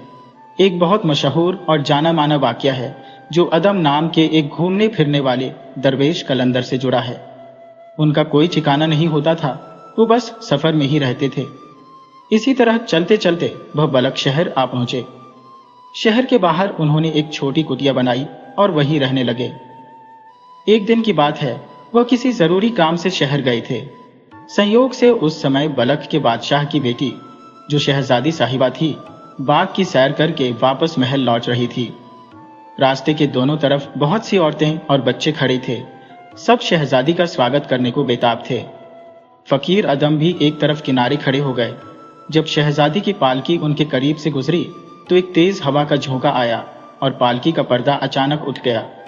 फकीर अदम की नजर जैसे ही शहजादी के खूबसूरत चेहरे पर पड़ी, वह उसी पल दिलो जान से उन पर आशिक हो गए। वह सवारी के पीछे पीछे बादशाह के महल तक आ गए और बहुत देर तक बाहर ही खड़े रहे। जब शहजादी की सवारी महल के भीतर चली गई तो उन्होंने एक सेवक से पूछा, यह किसका महल है और इस पालकी में कौन सवार थी? लोगों ने उन्हें बताया कि यह शाही महल है और इसमें शहजादी साहिबा थी, जो अभी अभी बाग से लौटी है। यह जानने के बाद फकीर अदम सीधे बादशाह के दरबार में पहुंचे। दरबार लगा हुआ था। फकीर बादशाह के सामने जाकर खड़े हो गए और उन्हें सलाम किया। बादशाह ने अपने वजीर से कहा कि इस फकीर से पूछो कि इसे क्या चाहिए। वजीर दरवेश के पास आया और दरबार में आने का कारण पूछा। फकीर अदम ने बिना डरे और बिना संकोच किए सारा किस्सा कह सुनाया और बोले, मैं बादशाह की बेटी से शादी करना चाहता हूँ। बादशाह से कहो कि वह अपनी लड़की को मेरी जीवन संगिनी बना दें। फकीर की यह बात सुनकर वजीर को बहुत गुस्सा आया, पर शाही इज्जत का ख्याल करके वह चुप रहा। वह बादशाह के सामने जाकर खामोशी से खड़ा हो गया। बादशाह ने वजीर के चेहरे के भाव देखकर अंदाजा लगा लिया कि जरूर कोई बड़ी गड़बड़ी है। तब बादशाह ने वजीर को हुक्म दिया, बिना किसी रुकावट के मुझे पूरी सच्चाई बताओ कि यह फकीर क्या चाहता है। वजीर ने आदाब के साथ विनती की, जहां अपना, इस फकीर ने जो कहा है, मेरी ईमानदारी इस बात की इजाजत नहीं देती कि मैं वह बात अपनी जुबान पर लाऊं। जब बादशाह ने बहुत जोर दिया, तब वजीर ने बिना कुछ छुपाए वह सब बादशाह को बता दिया जो फकीर ने कहा था। वजीर की बात सुनकर बादशाह कुछ देर तक चुप रहे। उन्होंने सिर झुका लिया। फिर उन्होंने अदम फकीर को अपने सामने बुलाया और अपने पास बिठाया। उन्होंने फकीर से उनका खानदान और वंश पूछा। जब बादशाह को यह पता चला कि फकीर का वंश बहुत ऊंचा है, तो बादशाह बोले, ए दरवेश, तुम तसल्ली रखो। तुम्हारी ऊंचे वंश के कारण मुझे तुम्हारे साथ अपनी बेटी का रिश्ता करने में कोई एतराज नहीं है, मगर थोड़ा सब्र करना होगा। मैं शहजादी की मां और शहजादी से सलाह करके तुम्हें जवाब दूंगा। फकीर अदम इस जवाब से खुश होकर अपनी झोपड़ी में वापस आ गए। उन्होंने 3-4 दिन तक इंतजार किया। फिर वह बलख के बादशाह के दरबार में हाजिर हुए और सलाम करके बैठ गए।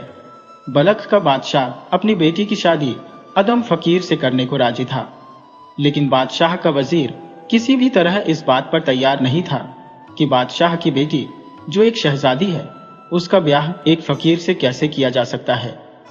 बादशाह के बहुत समझाने पर भी जब वजीर नहीं माना, तो बादशाह ने कहा, मैंने इस फकीर से वादा कर लिया है, अब मैं उसे कैसे मना करूं? फकीर को जवाब देते हुए मुझे बड़ी शर्मिंदगी होगी। वजीर बोला, जहां अपना, ये काम आप मुझ पर छोड़ दें। आप खुद कुछ मत बोलिए, मैं इस फकीर के साथ किसी न किसी तरह निपट लूंगा। इसके बाद वजीर ने एक योजना बनाई। उसने शाही खजाने का सबसे बड़ा, कीमती और अनोखा मोती लाकर फकीर के सामने रख दिया और कहने लगा, अगर तुम बादशाह की लड़की से शादी करना चाहते हो तो उसकी एक शर्त है। शर्त यही है कि ठीक इसी तरह का एक और मोती तुम लाकर दो, ताकि यह जोड़ा बन जाए और इससे शहजादी के लिए एक खास जेवर तैयार किया जा सके। फकीर अदम ने जब वजीर की यह बात सुनी तो बोले, अच्छा, बस यही चाहते हो? वजीर ने पुष्ट की, हाँ, इसी तरह का एक और मोती चाहिए। तब फकीर अदम वजीर से पक्का वादा लेकर वहां से निकल गए। फकीर अदम को मालूम चला कि इस तरह के अनोखे मोती दरिया से निकलते हैं, इसीलिए वह सीधे दरिया के किनारे पहुंचे और बैठकर दरिया का पानी बाहर फेंकने लगे। वह खाना पीना, सोना सब भूल गए और सुबह से शाम तक इसी काम में लगे रहते। एक चमत्कार हुआ।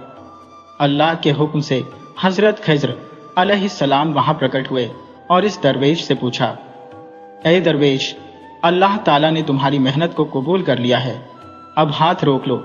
मुझे अल्लाह ताला ने तुम्हारे पास भेजा है ताकि तुम्हारी मुराद पूरी करूं। बताओ, तुम्हें क्या चाहिए?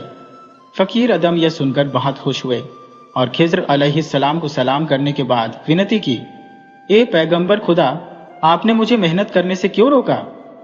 हजरत खिज्र अलैहिस्सलाम ने फरमाया, अगर तुम इसी तरह 1000 साल भी दरिया से पानी निकालते रहो तो यह कभी नहीं सूखेगा। बेहतर है कि तुम अपनी इच्छा बताओ ताकि खुदा उसे आसान कर दे। फकीर अदम ने अपनी पूरी कहानी हजरत खिज्र अलैहिस्सलाम के सामने सुना दी। खिज्र अलैहिस्सलाम ने फरमाया, आप यहाँ आराम से बैठ जाइए और अल्लाह के हुक्म से मैं इतने ज्यादा मोतियों का तुम्हारे सामने ढेर लगा दूंगा कि तुम इन सबको ले भी नहीं पाओगे। फकीर अदम चुपचाप बैठ गए और हजरत खिज्र अलैहिस्सलाम गायब हो गए। उसी पल दरिया में एक जोरदार हलचल हुई। दरिया की लहरें उठने लगी, दरिया भरने लगा और अनगिनत मोती और सीपियां दरिया के किनारे आ लगी। फिर अदृश्य रूप से एक आवाज आई, ए दरवेश, तुम जितने मोती लेना चाहते हो यहां से ले लो। फकीर अदम ने ईश्वर का शुक्रिया अदा किया और सारी सीपियों को तोड़ तोड़कर उनसे मोती निकालने लगे। फकीर अदम ने अंडे के बराबर 12 दाने मरवारी मोती के चुने, जो किसी भी बादशाह को मिलना असंभव था। ये बहुत ही अनोखे और कीमती मोती थे। फकीर अदम इन सब मोतियों को अपने थैले में छुपाकर बलख शहर पहुंचे। सुबह होते ही नमाज और दैनिक प्रार्थनाओं से फ्री होकर वह बादशाह के दरबार में हाजिर हो गए। उन्होंने 12 दाने मरवारीद के मोती जो थैले में छिपा रखे थे बादशाह के सामने निकाल कर रख दिए और बोले, आपने सिर्फ एक मोती की मांग मुझसे की थी। अल्लाह ने मुझे इतने मोती दिए हैं कि अगर आप देखते तो आपकी आंखें चकाचौंध हो जाती। फिलहाल ये 12 दाने मोतियों के मैं उनमें से चुनकर लाया हूं, ये आप ले लें और अपना वादा पूरा करें। बादशाह इन मोतियों को देखकर हैरान रह गया। बादशाह मोतियों को लेकर वजीर से सलाह करने लगा कि अब क्या किया जाए। वजीर ने फिर वही बात दोहराई कि बादशाह सलामत की बेटी एक फकीर के साथ कैसे ब्याही जाए, ये हो नहीं सकता।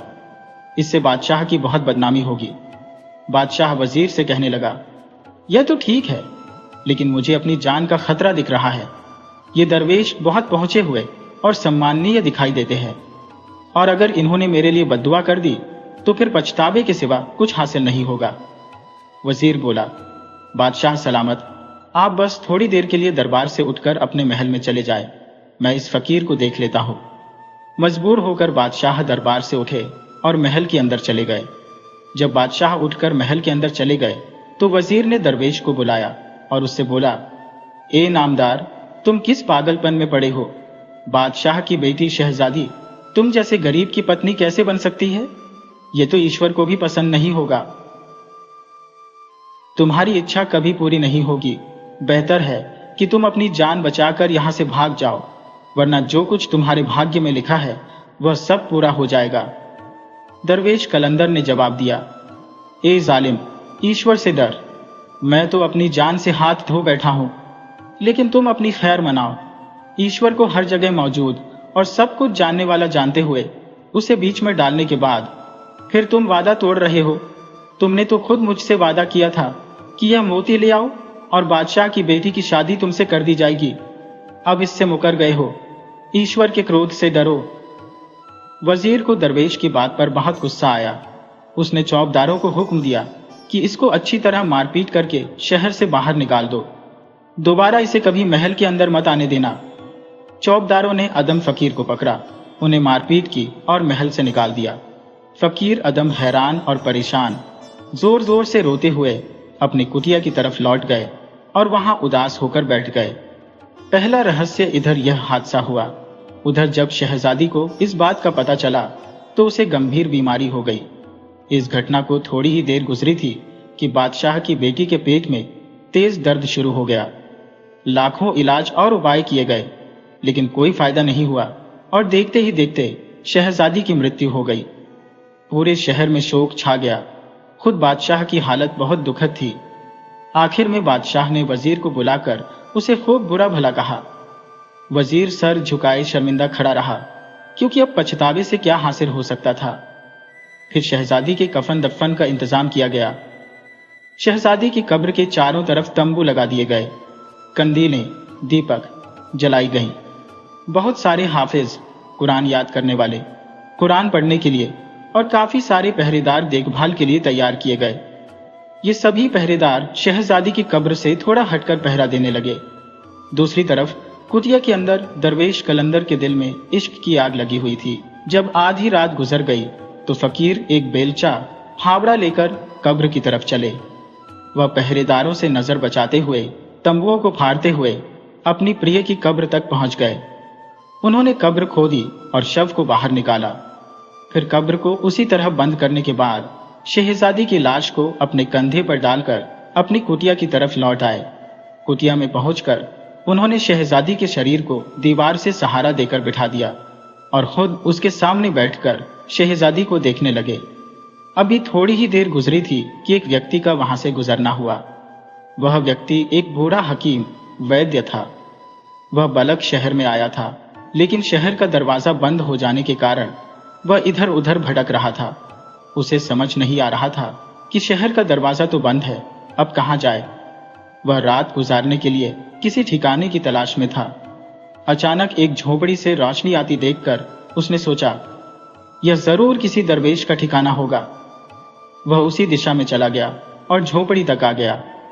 झोपड़ी के बाहर पैरों की आवाज सुनकर फकीर अदम को यह ख्याल आया कि शायद बादशाह के जासूस आ गए हैं, जो सच्चाई का पता लगाने के लिए भेजे गए थे। यह सोचते ही वह अपनी झोपड़ी के तहखाने में जाकर छिप गए। वह बूढ़ा हकीम झोपड़ी के अंदर दाखिल हुआ। अंदर जाकर क्या देखता है कि यहाँ कोई शख्स मौजूद नहीं, किसी का कोई अता पता नहीं। वह इधर उधर देखने लगा तो एक हसीन और परी जैसी लड़की का शरीर दीवार से लगा हुआ मिला।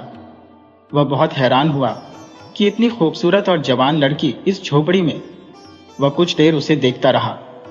फिर जब उसने उसका चिकित्सा से निरीक्षण किया, उसकी नब्ज को देखा, तो उसे मालूम हुआ कि इस लड़की को गंभीर मूर्छा, बेहोशी का रोग है। वह लड़की अभी जिंदा थी।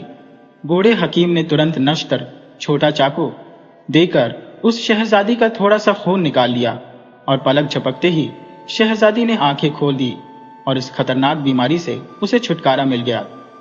अचानक बदलाव होश में आने के बाद शहजादी ने अपने सामने एक अजनबी को देखा तो बहुत डर गई और उसने हकीम से पूछा, बाबा सच सच बताओ कि मैं यहाँ किस तरह आई हूँ। हकीम ने जवाब दिया, बेटी मुझे कुछ नहीं पता, मैं बहुत दूर से आया हूँ। शहर में घुसना चाहता था, शहर का दरवाजा बंद हो चुका था, रात काफी गुजर चुकी थी, इसलिए मैं ऐसे ठिकाने की तलाश में था ताकि मैं रात गुजार सकूं। इस झोपड़ी की रोशनी मुझे दूर से दिखाई दी तो मैं इधर को चला आया। यहाँ इस झोपड़ी में कोई नहीं था। मैं घर के मालिक को इधर उधर देख रहा था कि तुम्हारे बिना हिले हुए शरीर पर मेरी नजर पड़ गई। चिकित्सा ज्ञान से तुम्हारे रोग का पता चल गया। मैंने तुरंत इलाज शुरू किया और ईश्वर ने तुम्हें ठीक कर दिया। मेरी कहानी तो यही है। अब तुम अपना हाल बताओ कि तुम कौन हो और कहां से आई हो और तुम्हारे साथ क्या हुआ। बूढ़े हकीम और शहजादी के बीच यह बातचीत हो रही थी कि फकीर अदम ने एक तरफ से सिर निकालकर देखा कि यह कैसी आवाजें आ रही है और क्या हो रहा है, कौन बातें कर रहा है। जब फकीर अदम ने एक सफेद दाढ़ी और नेक सूरत वाले बुजुर्ग को बैठे हुए शहजादी से बातें करते देखा तो वह तुरंत बाहर निकल आए और बूढ़े हकीम को सलाम करके उनके सामने बैठ गए। हकीम ने समझ लिया कि शायद यही घर के मालिक हैं। ये सोचकर उनसे सच्चाई पूछी। दरवेश कलंदर ने शुरू से लेकर सारा किस्सा कह सुनाया। हकीम थोड़ी देर चुप बैठे सोच विचार करते रहे और फिर उन्हें ढाढ़स बंधाया कि ईश्वर बेहतर करेगा। फिर शहजादी और फकीर अदम की मर्जी से उन दोनों को निकाह के रिश्ते से जोड़ दिया। जब सुबह हुई तो हकीम साहब उन दोनों से इजाजत लेकर विदा हो गए और शहर में चले गए। फकीर अदम और शहजादी, जो अब पति पत्नी बन चुके थे, उसी झोपड़ी में रहने लगे। खुशहाल परिवार और नई समस्या। कुछ समय बाद ईश्वर ने इनको एक अच्छे स्वभाव और खूबसूरत बेटे से नवाजा। लड़का माँ की तरह सुंदर और बहुत समझदार था। इन दोनों ने इस लड़के का नाम इब्राहिम रखा और दिलो जान से उसकी परवरिश करने लगे। जब लड़का थोड़ा बड़ा हुआ तो उसे मदरसे स्कूल में दाखिल करवा दिया गया ताकि वह शिक्षा हासिल कर सके।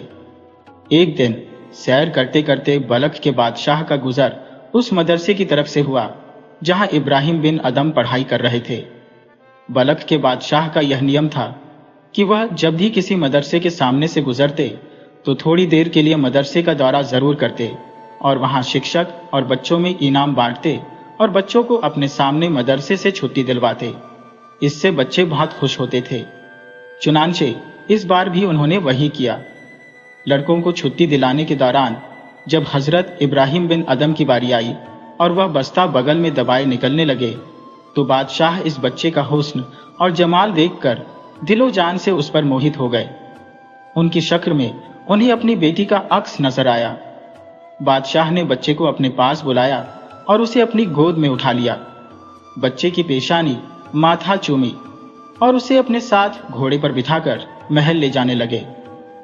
फिर बादशाह ने उस शिक्षक से पूछा कि यह किसका लड़का है। शिक्षक ने जवाब दिया, यह एक बड़े इज्जतदार कलंदर फकीर का बेटा है जो खुद उसे हर सुबह मदरसे में लाते हैं और छुट्टी के वक्त ले जाते हैं। बादशाह बोले, मैं इस लड़के को अपने साथ ले जाता हूं। जब इस लड़के का पिता आए तो उन्हें यकीन दिला देना और मेरे पास महल में भेज देना। शिक्षक ने कहा, जहां अपना बहुत अच्छा। बादशाह इस लड़के को लेकर अपने महल में पहुंचे और लड़के को अपनी मलका रानी के सामने पेश करके बोले, हम दोनों की दिवंगत लड़की की शक्ल और सूरत इस लड़की से कितनी मिलती है। मलका ने भी इस बच्चे को गोद में लेकर प्यार किया और गले से लगा लिया और उसके साथ प्यार और स्नेह से पेश आई। उधर दरवेश कलंदर जब लड़के की छुट्टी के वक्त उसे मदरसे लेने आए तो शिक्षक दूर से ही उन्हें देखकर उनकी तरफ दौड़ा और सारा हाल उन्हें कह सुनाया। फकीर अदम यह किस्सा सुनकर परेशान नहीं हुए, बल्कि सीधे बादशाह के महल में पहुंचे। बादशाह उन्हीं का इंतजार कर रहा था। बादशाह ने फकीर अदम को बहुत दिनों के बाद देखा था, लेकिन तुरंत पहचान लिया कि यह वही फकीर है। बादशाह ने फकीर अदम को इज्जत और स्नेह से अपने साथ बिठाया।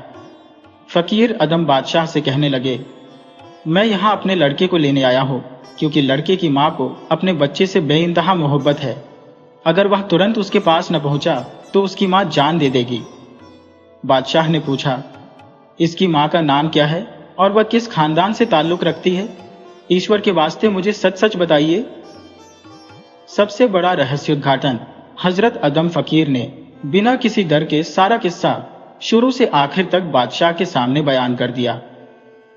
बादशाह ने जब अपनी लड़की के जिंदा होने का सुना तो तुरंत ईश्वर के सामने सजदा, माथा टेकना किया और खुशी से वहां से उठकर अपने हरम रनिवास में आया और यह खुशखबरी अपनी मलका को भी सुनाई। बादशाह उसी वक्त मलका को साथ लेकर एक सवारी पर सवार हुआ।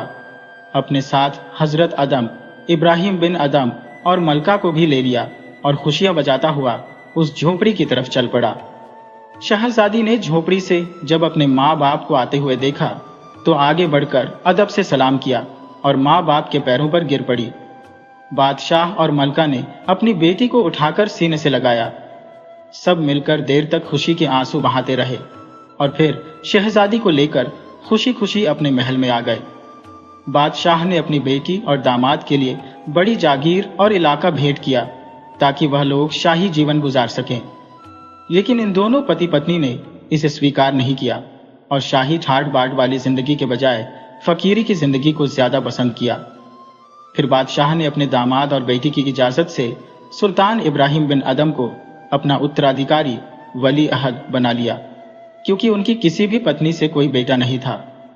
कुछ दिनों के बाद बादशाह इस दुनिया से चले गए और दोनों जहां के सुल्तान इब्राहिम बिन अदम अपने नाना की जगह सिंहासन पर बैठ गए।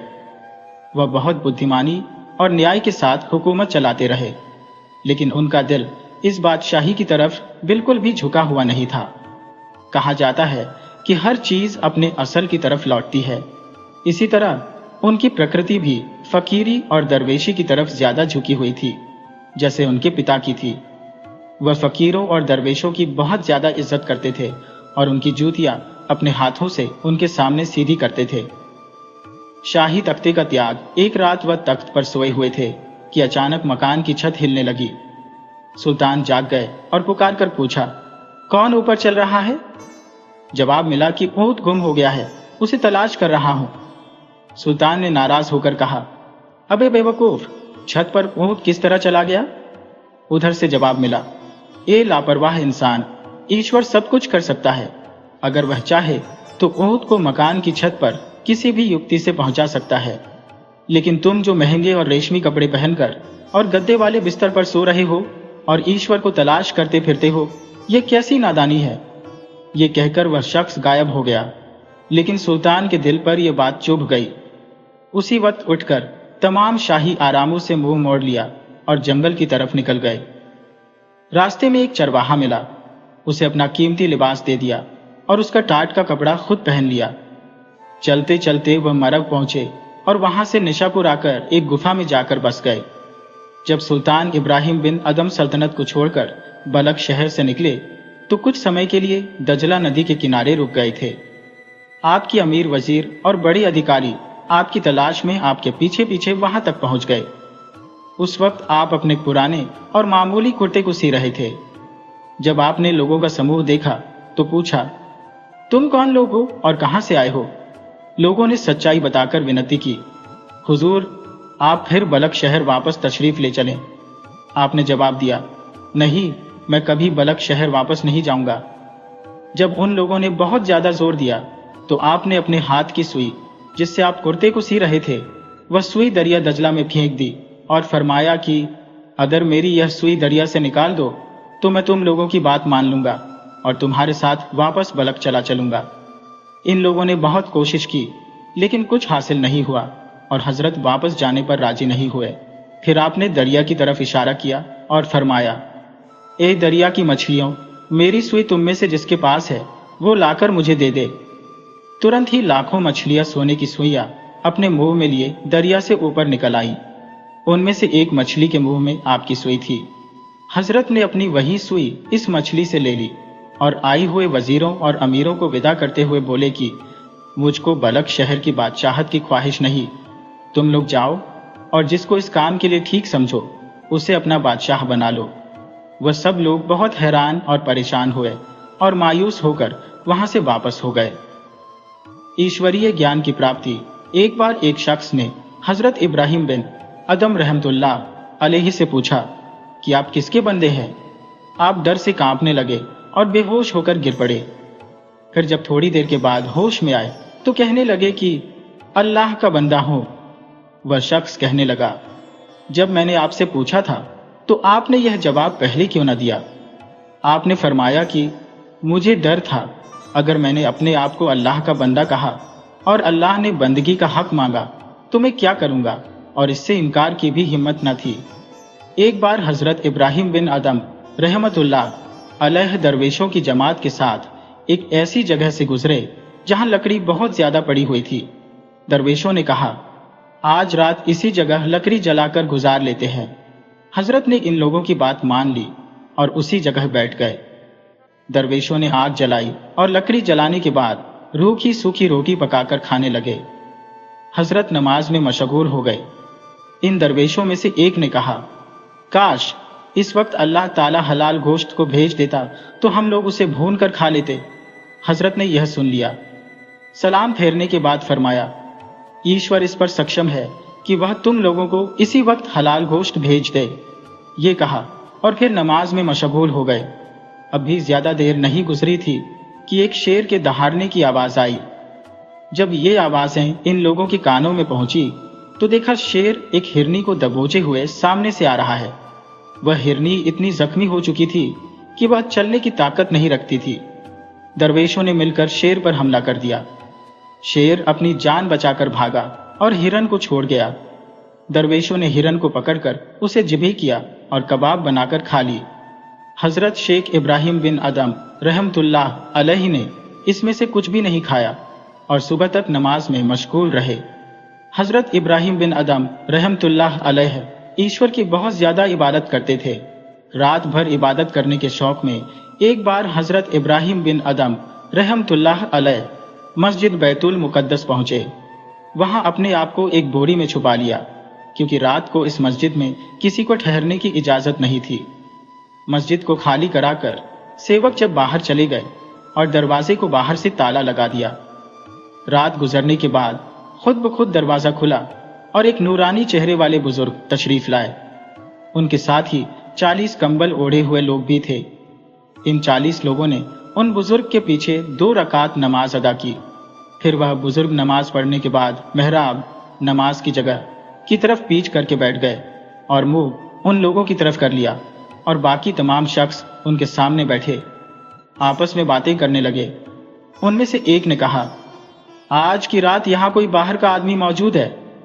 उन बुजुर्ग ने यह सुना तो फरमाया कि वह इब्राहिम बिन अदम है। 40 दिन और रातों से इसको इबादत में आनंद नहीं मिल रहा। यह सच्चाई थी क्योंकि हजरत इब्राहिम बिन अदम ने सुनी थी। इसीलिए उसको सुनकर हजरत इब्राहिम बिन अदम अपने बोरिये से बाहर निकल आए और इन बुजुर्गों को सलाम करके उनके सामने बैठ गए और उनसे पूछने लगे, ए हजरत, आपने जो कुछ अभी अभी फरमाया है वह बिल्कुल ठीक है, और यह भी बता दीजिए कि मुझे इबादत में आनंद क्यों नहीं मिलता। उन बुजुर्ग ने फरमाया, फलां दिन तुमने बसरा में एक खजूर खरीदा था। उस खजूर बेचने वाले से तोलने में एक खजूर जमीन पर गिर गया था और तुमने यह समझकर कि वह खजूर तुम्हारा ही है उठा लिया था और उसे उठाकर खा लिया था। इसीलिए तुम्हें नमाजों में आनंद नहीं मिल रहा। हजरत इब्राहिम बिन अदम रहमतुल्लाह अलैहि ने जब यह सुना तो तुरंत बसरा चले गए और इस खजूर बेचने वाले से मिलकर उसे माफी चाहिए। खजूर बेचने वाले ने माफी मांगने का कारण पूछा तो आपने जो वाक्य था वह बयान कर दिया। खजूर बेचने वाले ने माफ तो कर दिया, लेकिन उसके दिल पर यह बात ऐसी लगी कि उसने दुकान ही बंद कर दी और तौबा करके आपकी सेवा इख्तियार कर ली और अपनी तपस्या से थोड़े ही दिनों में अल्लाह के खास बंदों में शामिल हो गया। हजरत इब्राहिम बिन अदम रहमतुल्लाह अलैहि में सादगी और त्याग कूट कूट कर भरा हुआ था। एक दफा एक शख्स ने हजरत की सेवा में आकर विनती की कि हजरत, मुझे कुछ नसीहत फरमा दीजिए। आपने फरमाया कि जो बंद है उसे खोलो और जो खुला है उसको बंद कर दो। उस शख्स ने विनती की कि हजरत, मैं समझा नहीं। आपने फरमाया कि रुपए की जो थैली बंद है उसको खोलो यानी खर्च करो, और जुबान जो खुली हुई है इसको बंद कर दो यानी कम बोलो। फिर फरमाया, जब तुम अपनी पत्नी को विधवा और अपने बेटों को यतीम और खुद को कुत्ते के बराबर नहीं समझोगे, हरगिज उम्मीद मत रखना कि तुम अल्लाह के खास लोगों की पंक्ति में बैठोगे। अल्लाह वालों की पंक्ति में बैठना बहुत मेहनत और मुश्किल वाला काम है। हजरत इब्राहिम बिन अदम रहमतुल्लाह अलैह के दो योग्य और पवित्र शिष्य खलीफा थे। एक हजरत ख्वाजा हुज़ैफा मर्शी रहमतुल्लाह अलैह और दूसरे ख्वाजा शफीक बल्खी रहमतुल्लाह अलैह। आपको आखिरी जिंदगी में किसी जगह चैन नहीं मिलता था और आप लोगों की नजरों से छिपे रहते थे। कुछ लोग कहते हैं कि बगदाद में और कुछ का कहना है कि शाम में, लेकिन ज्यादा मान्यता है कि हजरत लूत अलैहिस्सलाम के मकबरे के पास एक गुफा थी और उसी गुफा में आप रहते थे और उसी जगह आपने देहांत भी पाया। मशहूर है कि जब आपका देहांत हुआ तो अदृश्य रूप से आवाज आई कि यह अल्लाह का बंदा था और अल्लाह की मोहब्बत में देहांत हो गया। ये आवाज सुनकर लोगों को बड़ी हैरानी हुई। फिर पता चला कि हजरत इब्राहिम बिन अदम रहमतुल्लाह अलैह का देहांत हो गया है। जीवन हमें दिखाता है कि सच्ची दौलत तख्त और ताज में नहीं, बल्कि दिल के सुकून और ईश्वरीय प्रेम में है। हजरत इब्राहिम बिन अदम का त्याग हमें सिखाता है कि बड़ा बनना नहीं, बल्कि सच्चा और पवित्र बनना ही असली सुल्तानी है।